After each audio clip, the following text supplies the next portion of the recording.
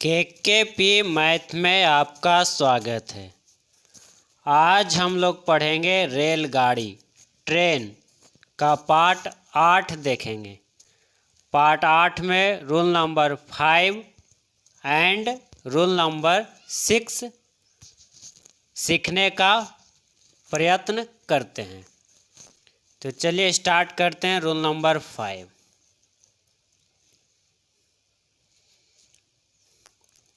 Part 8 में rule number 5 और rule number 6। Rule number 5 क्या कहता है कि कोई एक रेलगाड़ी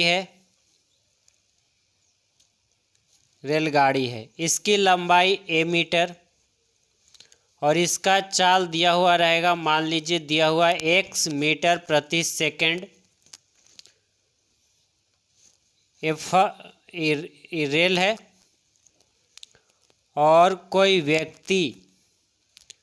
व्यक्ति उसके विपरीत दिशा में, यानी रेल के विपरीत दिशा में कोई यहाँ व्यक्ति है।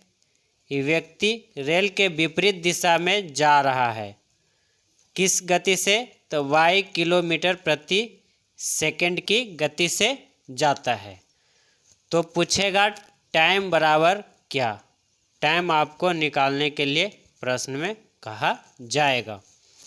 तो अगर आपको प्रश्न में टाइम निकालने के लिए कहा जाए, यानी t बराबर आपको खोजे, तो क्या करना है? रेल की अपनी लंबाई अब बटा में x प्लस y, यानी कि रेल की चाल और व्यक्ति के चाल दोनों को जोड़ देंगे।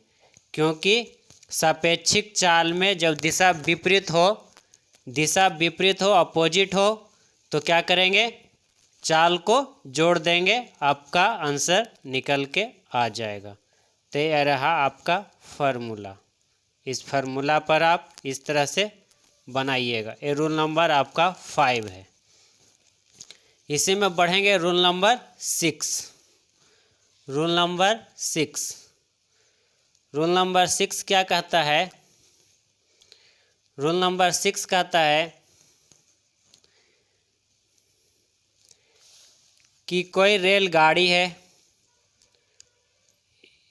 ये रेलगाड़ी है, इसकी लंबाई a मीटर है और इसका जो चाल है x मीटर प्रति सेकंड है। कोई व्यक्ति रेल के ही दिशा में, जिस दिशा में रेलगाड़ी जा रही है उसी दिशा में कोई व्यक्ति जाता है। और वो किस तरह से जाता है? बाई मीटर प्रति सेकंड की चाल से जाता है। तो ऐसे स्थिति में आपको टाइम निकालने के लिए कहा जाएगा। तो जब आपको टाइम निकालने के लिए कहा जाएगा तो हमेशा ध्यान रखिएगा कि x का जो चाल होगा y से क्या होगा? बड़ा होगा। इस स्थिति में x का चाल y से बड़ा होगा।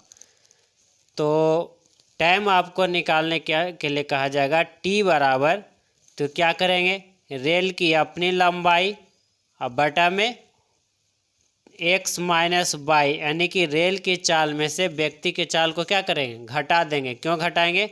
क्योंकि दिशा क्या है? समान है। समान रहेगा तो घटेगा। जब दिशा समान रहेगा तो चाल क्या होगा? घटेगा। चाल क्या करेंगे? घटा देंगे। तो जब आप चाल घटा दीजिएगा तो समय आपका निकल जाएगा। ये रहा रूल नंबर 6। अब आगे बढ़ते हैं। इसी पर प्रश्न देखेंगे। इसी पर प्रश्न क्या करेंगे? देखेंगे। तो ये रहा है आपका प्रश्न। ये आपका प्रश्न है। रूल नंबर 5 और रूल नंबर 6 पर आपका प्रश्न लिए हैं। प्रश्न को ध्यान से सीखते हैं।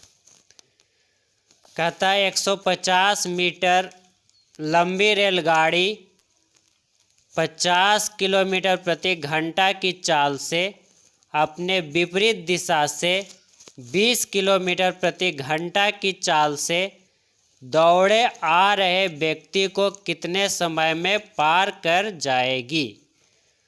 तो आपको यहाँ पर नोट में आपको पहले हम लिख के बता दिए हैं कि अपने सामने से मतलब विपरीत दिशा से, अपने सामने से मतलब विपरीत दिशा से।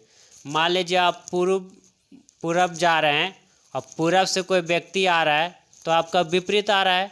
आप पूरब की ओर जा रहे हैं, आपके सामने से कोई व्यक्ति आ रहा है तो पश्चिम की ओर जाएगा। तो सामने, अपने सामने से मतलब समझ जाना है कि कहने का मतलब हो जाएगा विपरीत दिशा से, अपोजिट दिशा से। ठीक है, तो यहीं पर आपको प्रश्न में दिया गया अपने विपरीत दिशा से, मतलब अपने सामने से मतलब विपरीत से। ठीक है, चलिए तो इस प्रश्न को हम बनाते हैं। रेल की लंबाई दिया हुआ है, एल बराबर दिया है 450 मीटर, और स्पीड दिया है, चाल दिया है कितना, 50 किलोमीटर प्रति घंटा। ये आपके प्रश्न में दिख रहा है, प्रश्न में आपको दिख रहा है। और अपने विपरीत दिशा से 20 किलोमीटर प्रति घंटा की चाल से दौड़े आ रहे व्यक्ति को कितने समय में पार कर जाएगी। यानी कि व्यक्ति का जो चाल है वो कितना है, 20 किलोमीटर प्रति घंटा है। व्यक्ति का चाल दिया हुआ है 20 किलोमीटर प्रति घंटा। तो ES1 हो गया रेलगाड़ी का चाल, S2 है आपका व्यक्ति का चाल। तो S2 क्या हो गया, 20 किलोमीटर प्रति घंटा। और आपको निकालना है व्यक्ति कितने समय में पार कर जाए, यानी आपको टाइम निकालने के लिए कहा जा रहा है। टाइम निकालने के लिए कहा जा रहा है। तो टी बराबर हम लोग क्या जानते हैं, टी बराबर अभी आपको बताएं, जब विपरीत दिशा है तो चाल क्या हो जाएगा, जुटेगा। तो रेलगाड़ी की अपनी चाल, अपनी लंबाई और बटा में चाल क्या हो जाएगा, जुड़ जाएगा। 50 अब 20 कितना हो गया, 70।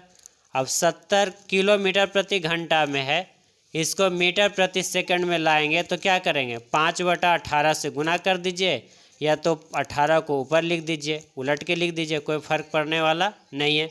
आप यहाँ पर ऐसे करके हल करिए और चाहे उलट के लिखिए, कोई फ़र्क पड़ने वाला नहीं है, आपको उतना ही आंसर आने वाला है। काटता है तो काट दीजिए, 0 से 0 कट गया।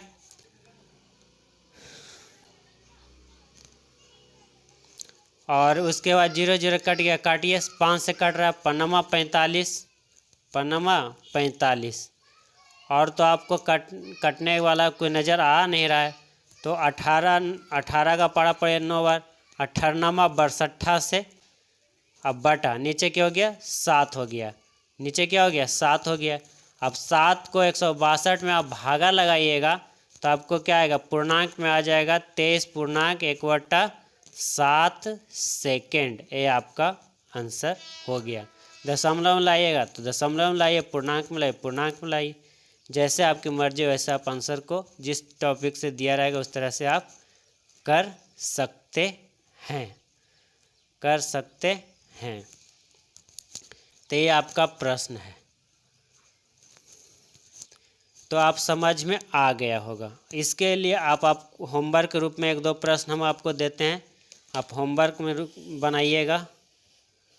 होमवर्क में आपका ये होमवर्क रहा, क्वेश्चन नंबर 5 एक्सरसाइज का, पेज नंबर 108 पर, क्वेश्चन नंबर 27 पेज नंबर 412 पर, क्वेश्चन नंबर एक्सरसाइज का ही 4 पेज नंबर 408 पर, और क्वेश्चन नंबर 19 पेज नंबर 111 पर।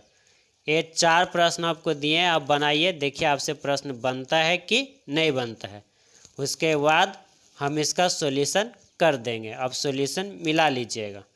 ठीक है, 3 राइटर बुक से आपका सॉल्यूशन कर देंगे। 3 राइटर बुक RS अग्रवाल आपको पता है, नहीं पता तो बुक आपको हम दिखा देते हैं। इसका फ्रंट पेज बुक का RS अग्रवाल इसलिए बोला जा रहा है आपको बनाने के लिए, क्योंकि RS अग्रवाल आप एक बार बना लेते हैं तो फिर आपका बेस तैयार हो जाएगा। फिर आप किसी भी बुक को आप बनाइएगा, आपका प्रश्न बनेगा। तो ये है आपका बुक, RS अग्रवाल बुक। आप ध्यान दीजिए बुक को, ये आपका बुक है, आप देख रहे हैं, देख पा रहे होंगे, देखिए